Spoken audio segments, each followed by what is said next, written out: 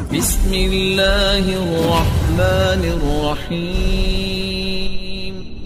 ہاں، کتابیں ایسی لکھ دی گئی آپ کے لیے نماز کے طریقے کی کتاب. کیا حنفی مسلک کے مطابق نماز کے طریقے کی کتاب کہتے ہیں؟ وہ کیا جی؟ وہ نماز کا طریقہ کتاب و سنت کی روشنی میں بولے تو صحیح بات ہے.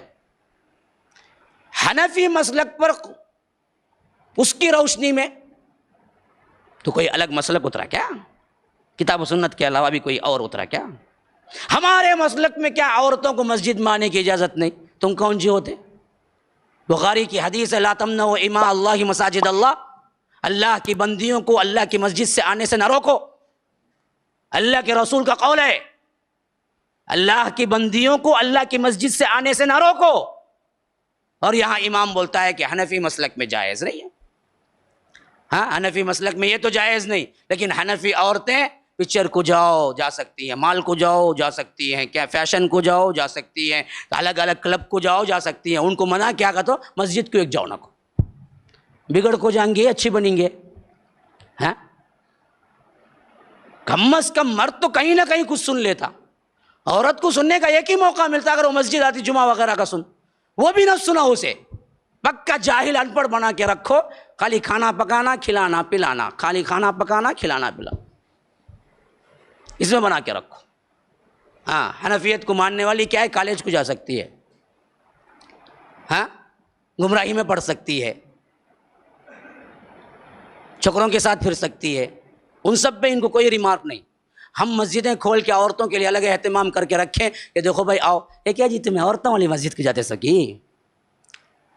مسجد کو ایسے پوچھتا کہتے کیا پوچھتا؟ عورتوں والی مسجد جاتے سنا تمہیں؟ یہ کیا تمہیں عورتوں کی سر کا اوپر ہاتھ بن لیے؟ میں بچپن میں سنا ایک آدمی کہہ رہا تھا مجھے، بھائی یہ لگا سب حشر کے میدان میں اللہ عورتوں کے ساتھ ملا کھڑا دیں گا بھائی نا کو. کہاں عورتیں الگ کھڑے رہیں گے، کہاں مردیں الگ کھڑیں گے؟ پوچھنا اس سے چھو وہ کون سی جگہ رہیں گی با جہاں الگ عورتیں کھڑے رہیں گے، سو کہاں مردیں الگ کھڑے رہیں گے؟ ذرا بول.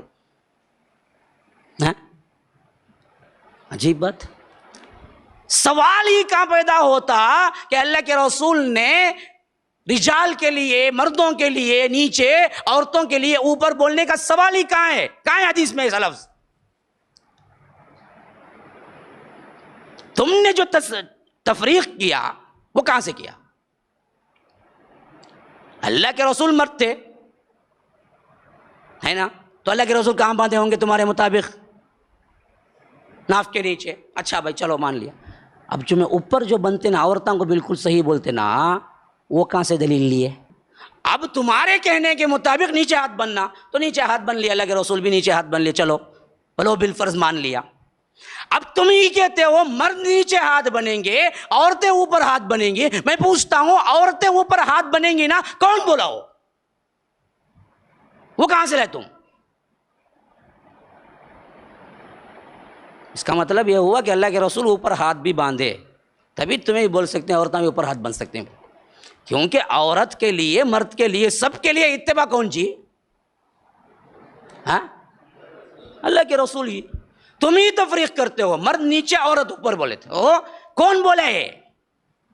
ہاں دیکھو کیا کیا بولتا، دیکھو سب ہمارے اماموں کو سب کیا کرتا، ذلیل کرتا. یہ دیوانے باتیں نہیں، اس میں تذلیل کی کوئی بات نہیں. تم نے دراصل کیا کیا؟ عوام کو بہکاوا تم نے رکھا ہوا ہے، یہ ہے ہی نہیں.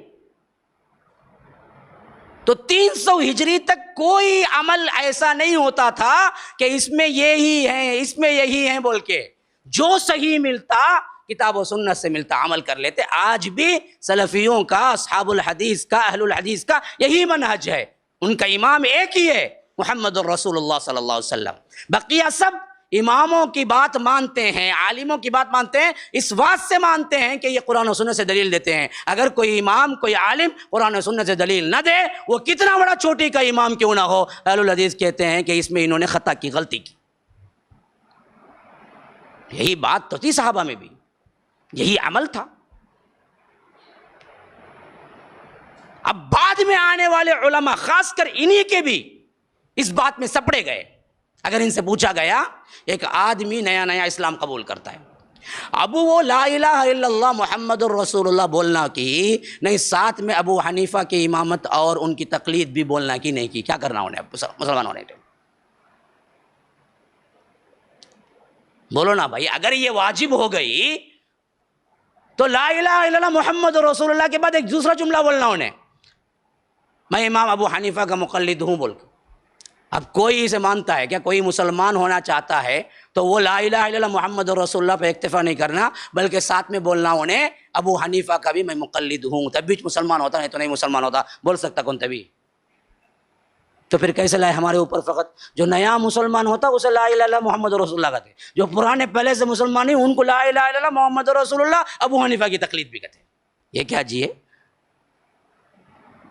کیوں تم کھڑے اس واسطے آج پسے؟ اسی وجہ سے بہت سے ایسے بڑے بڑے کیا ہیں اسکالرز جو دوسرے مذاہب کے تھے، ہمیں پتہ چلتا ہے کہ اسلام قبول سچا ماننے کے باوجود قبول نہیں کیا.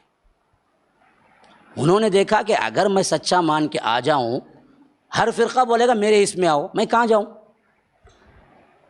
ارے جو پرابلم میرے مذہب میں ہے یہ مذہب میں بھی وہی پرابلم ہے، چھوڑ دو، ہم ڈکلیئر ہی نہیں کریں گے.